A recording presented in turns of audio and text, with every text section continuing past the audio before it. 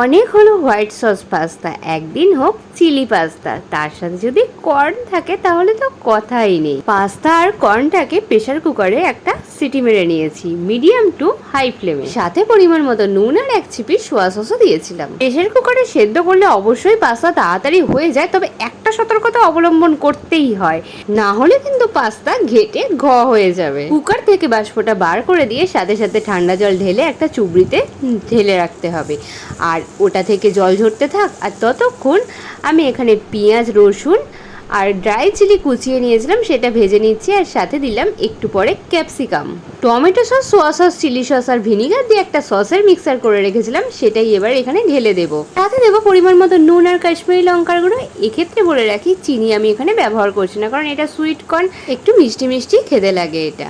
আর এদিকে দেখো ততক্ষণে পাস্তাটা বেশ ঝরঝরে হয়ে গেছে, জল ঝরে।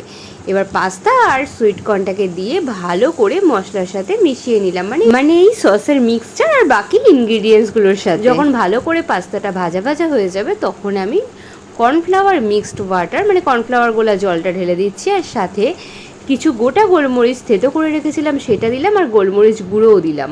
এরপর 3-4 মিনিট নাড়াচাড়া করে নামিয়ে সার্ভ করে নিলেই রেডি। আর তোমরা যদি একটু চিলি গ্রেভি টাইপের করতে চাও, তাহলে জলের পরিমাণটা একটু বাড়িয়ে দিও, তাহলেই হবে। চলো এবার চটপট খেয়ে বলো তো কেমন লাগলো। তাহলে আজ টাটা।